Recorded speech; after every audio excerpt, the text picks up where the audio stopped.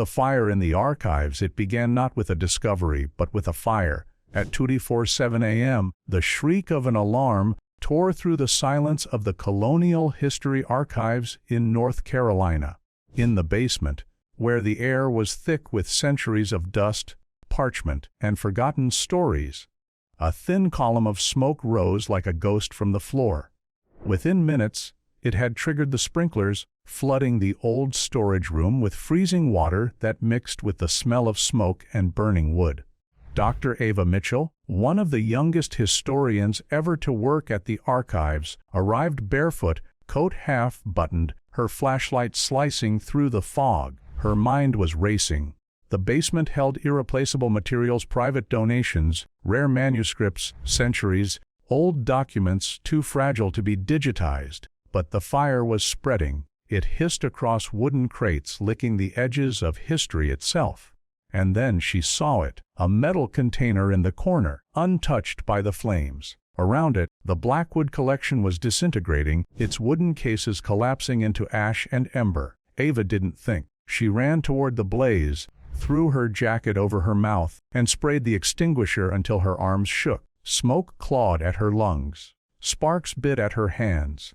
When the beam above her cracked and crashed, she dove aside, clutching the metal box to her chest like it was alive. When firefighters pulled her out 20 minutes later, she was drenched, coughing, trembling, but she refused to let go of the container. The archivists gathered outside in the cold, watching as paramedics checked her for burns.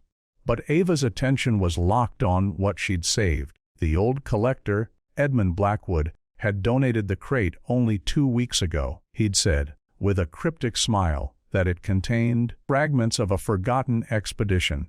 She hadn't believed him, not until that night. In the parking lot, beneath flashing red lights and drifting smoke, Ava knelt beside the sealed container. The metal was warm, tarnished with age but intact. She opened it slowly, her breath fogging in the air. Inside was oiled leather, wrapped tightly around something flat. When she unrolled it under her flashlight, her pulse quickened. It wasn't parchment. It wasn't a letter. It was a drawing, finely detailed, astonishingly preserved. Men in 16th-century armor stood beside a massive oak tree. On the bark, carved deep into the grain, were the letters every American historian knew by heart: CROATOAN, the word tied to one of the greatest unsolved mysteries in history, the Lost Colony of Roanoke.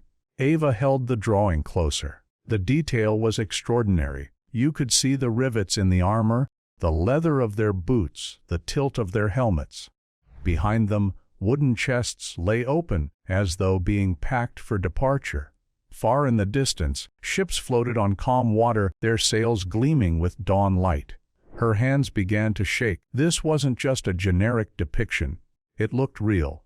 It looked eyewitness. And then she noticed something else. Something that froze her blood. Beneath the word CROATOAN were faint, smaller carvings. Letters, words, half swallowed by time. She whispered into the night, "There's more text." By sunrise, Ava was in her lab at the archives, still soaked, her hair tied back, magnifying lenses strapped over her eyes. Every inch of the drawing defied expectation. The material wasn't paper or animal skin. It felt smoother, tougher, some kind of early cellulose mix unknown in the 1500s. The ink pigments reacted oddly to light. Some lines shimmered faintly under UV, suggesting layered techniques centuries ahead of their time. This was no crude sketch. It was a masterwork, created by someone who understood optics, detail, and possibly encoding. She knew she needed a second opinion. By noon she had called the one person who could help her. Dr. James Parker, professor of early colonial history at Duke University, the leading expert on the Roanoke mystery. When she described what she'd found, there was silence on the other end. Then James said 6 words that changed everything. Ava, stop touching that drawing immediately. 2 hours later, she arrived at Duke with the container locked inside a humidity-controlled case. James met her in his lab, his expression caught between disbelief and awe. "Please tell me this is a replica," he muttered, sliding on gloves. Ava shook her head. "It survived a fire, a flood, and 4 centuries. That's all I can tell you." They placed the drawing under a high-resolution microscope, the kind used for forensic document examination. What they saw was beyond anything either had encountered. The ink lines weren't uniform, they layered, dark over light, suggesting that the artist had drawn and redrawn certain sections with incredible precision. James adjusted the focus and frowned. This carving technique. Look at the lettering. Ava leaned in. The strokes of the C and R weren't drawn, they were etched, like impressions pressed into the medium itself. It's consistent with late 16th century engraving, James murmured. The sort used by navigators and mapmakers, not artists. Then it could have been drawn by someone from the colony itself, Ava said quietly. James nodded, eyes still fixed on the tree bark in the image. But what's strange is these smaller marks. See that? Below CROATAN. She magnified the lower section until the image filled the monitor.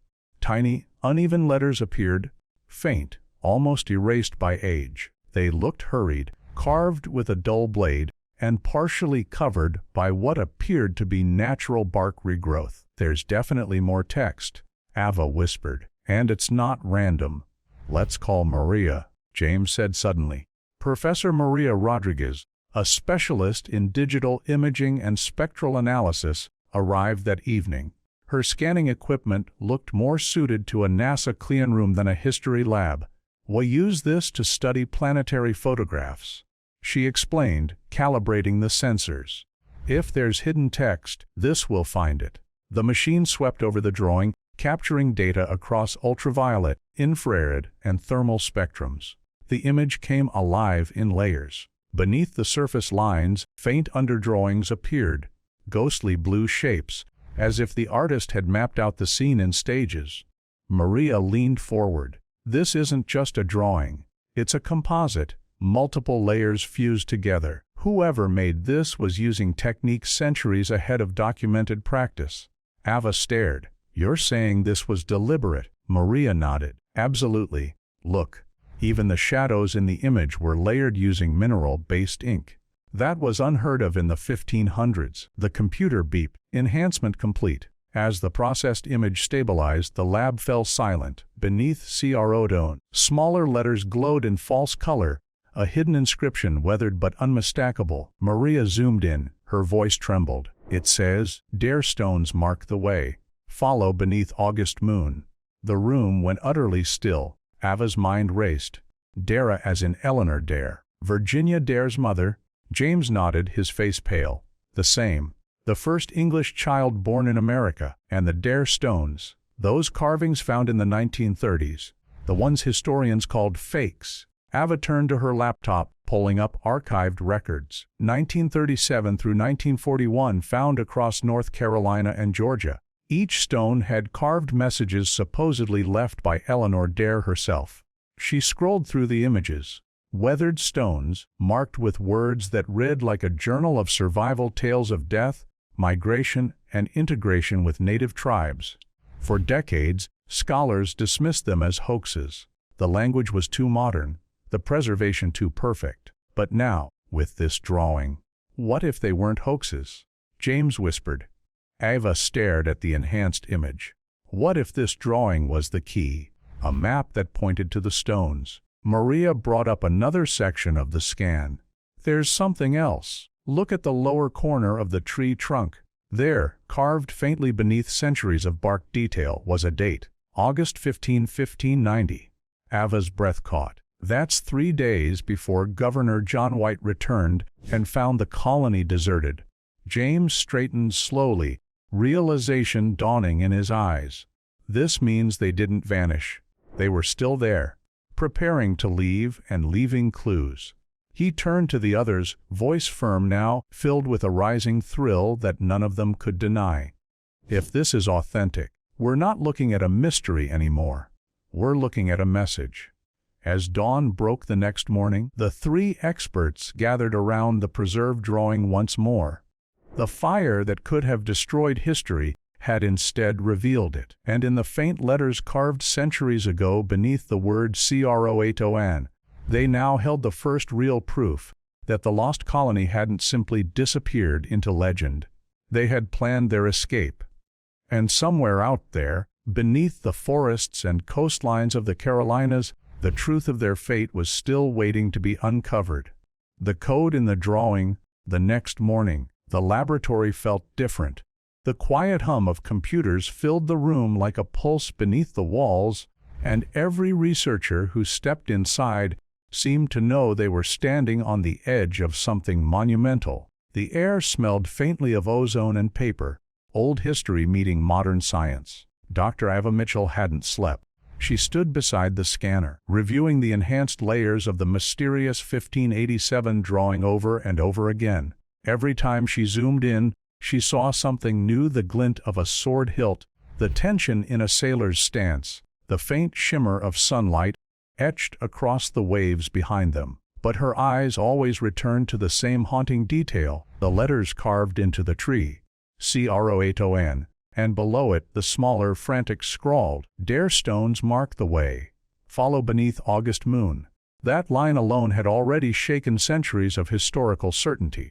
Professor Maria Rodriguez arrived first, coffee in hand, her hair still damp from the morning rain.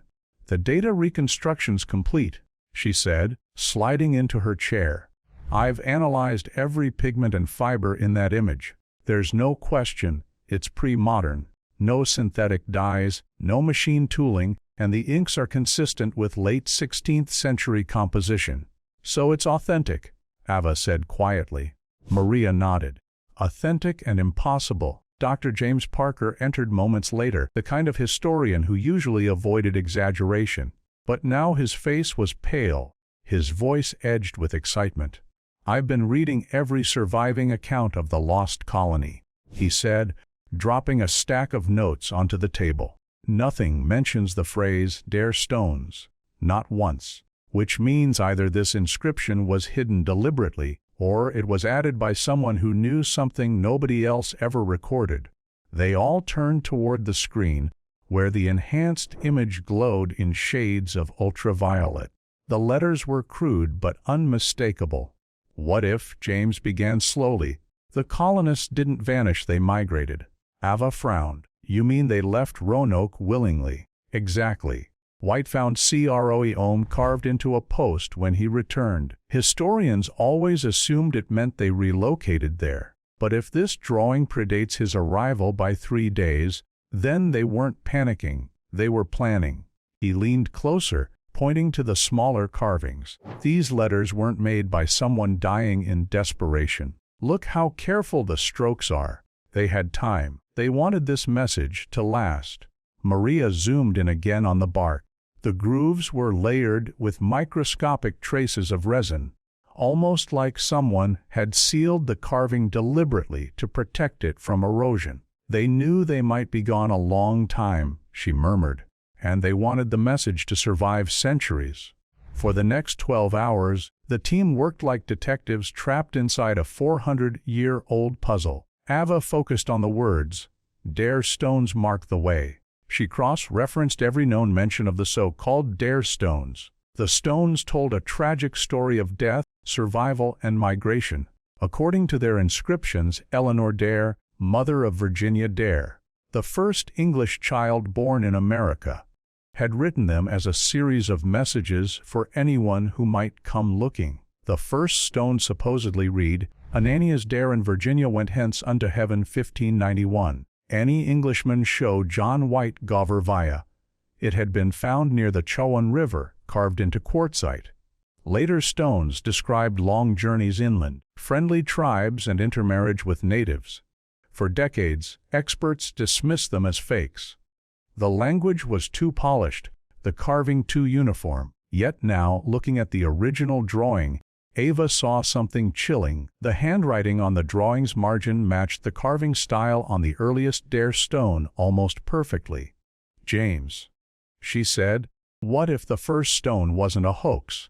What if it was part of a trail?" He stared at the enhanced scan. "If the colonists created markers, physical coordinates, then the words 'mark the way' could mean a literal map." "Exactly," Maria added. "A sequence of stones leading from Roanoke to wherever they went next. It's not just writing, it's navigation, They decided to look closer at the drawing itself, hoping the artist had left more clues. Under Maria's multispectral light, hidden sketches began to emerge beneath the surface lines. What had looked like random shading now revealed faint symbols, triangles, circles, and parallel lines that could represent geographical markers. "It's a code," Ava whispered, "like latitude lines, early navigation symbols." James turned to her. Thomas Harriot used similar notation in his field journals. He was the mathematician on the first Roanoke expedition. Maria's fingers froze on the keyboard. "You're saying Harriot made this drawing?" James exhaled slowly. "Or someone trained by him." The pieces began to align like magnets drawn together. Harriot had been known for blending mathematics with cartography, creating some of the earliest accurate coastal maps of the New World. He was also known for his fascination with coded language, hidden messages written in layers of ink, only visible under certain light. That would explain the strange inks, the underdrawings, even the resin, sealed carvings in the picture. It was a layered document, a message buried inside art. By evening, the lab lights dimmed as the storm rolled over Durham. Thunder rattled the windows, while rain streaked across the glass. The glow of the monitors threw shadows across their faces as Maria processed the final enhancement. "There's something else," she said. In the background, near the ships, she magnified the image again. The sails bore English flags, confirming they were likely the same vessels that had brought the colonists to Roanoke. But behind them, faint outlines of crates and barrels hinted at preparation, not panic. They were loading supplies, Ava realized. Not abandoning camp, not running. They were moving. James tapped the screen. "And that wooden chest there. See the metal reinforcements. Rope handles for transport." They built containers to move equipment. They knew exactly what they were doing. Maria adjusted the filters, pulling out one final spectral layer. A faint etching near the lower edge of the drawing. Letters began to emerge, invisible under normal light. "It's a date," she said softly. The numbers sharpened slowly. 15th August 1590.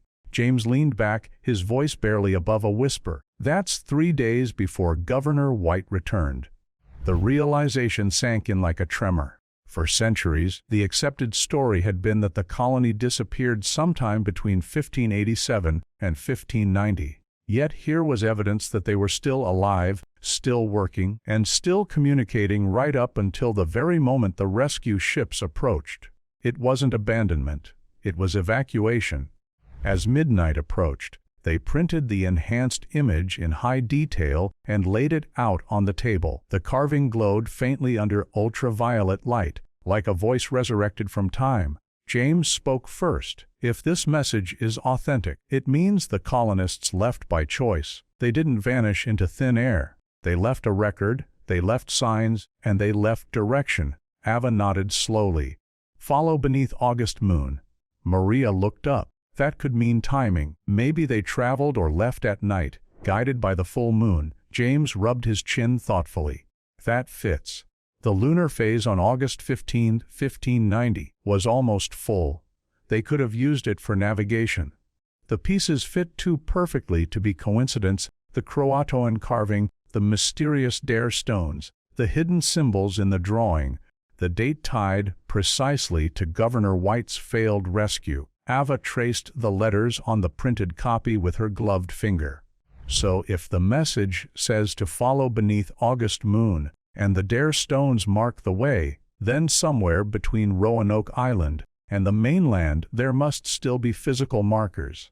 Maybe even another artifact." She looked up, her eyes gleaming with purpose. "We need to find where this drawing came from. If it was preserved in the Blackwood collection, there must be provenance records." Maria nodded, already searching. The donation paperwork said the crate came from the Blackwood estate in Wilmington. The collector claimed it was discovered hidden inside a wall during restoration work. "Then, that's our lead," James said. "If we can trace its origin, we can trace the path of whoever drew it, and maybe even where the colonists went next." Outside, the storm raged on, thunder echoing like cannon fire across the sky. But inside the lab, beneath the hum of machines and the glow of discovery, three historians realized they were holding not just a piece of art, but the first tangible thread leading to the truth of America's oldest, unsolved mystery. And as lightning flashed across the window, Ava whispered the words again, barely audible over the storms.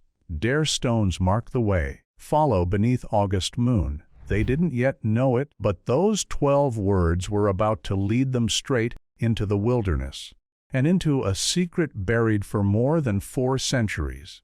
The search on Hatteras Island. 3 days later, the wind off the Atlantic carried the smell of salt and rain as the team stepped off the ferry onto Hatteras Island, the very land once called CROATOAN. Dr. Ava Mitchell tightened her jacket against the sharp morning air. The island stretched before them, a shifting blend of dunes, oak thickets, and sea grass that whispered against the sand. Somewhere beneath this quiet landscape, she knew, the truth of the lost colony was waiting. Beside her, Dr. James Parker adjusted the strap on his field satchel, scanning the horizon. "According to Governor White's 1590 records," he said, checking his notes, "the tree bearing the carving stood roughly 200 yards inland from the original shoreline."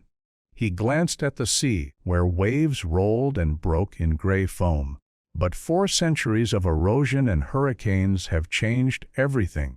That shoreline could now be anywhere between here and half a mile out under the water. Professor Maria Rodriguez set up her equipment, her drone already lifting into the overcast sky.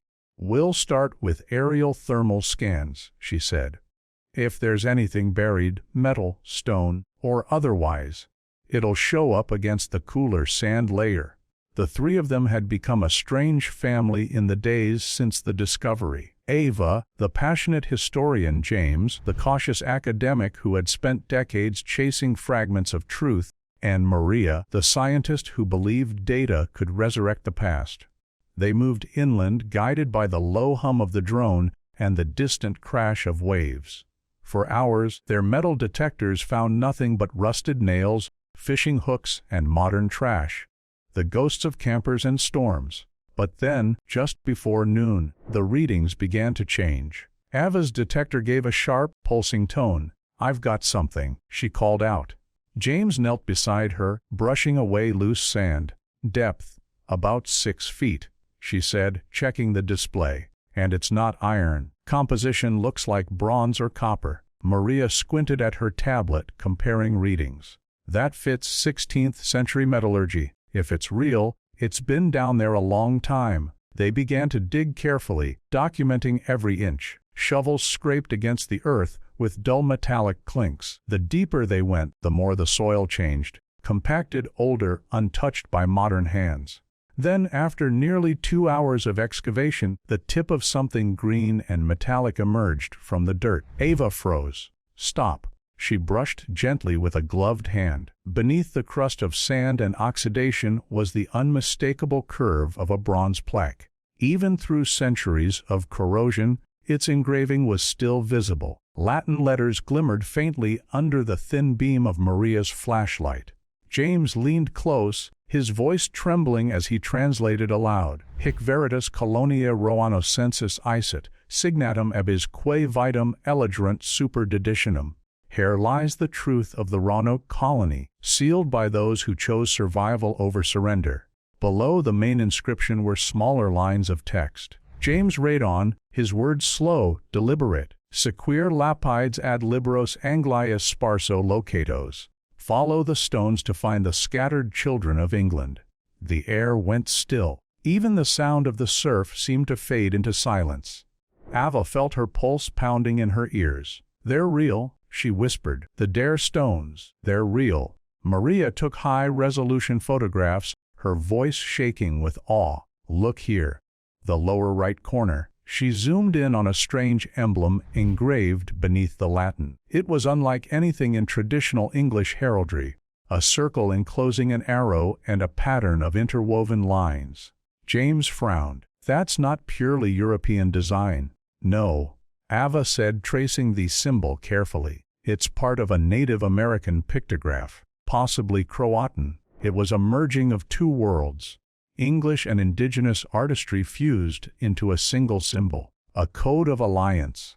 They didn't just disappear, James murmured. They joined them. They lived with them.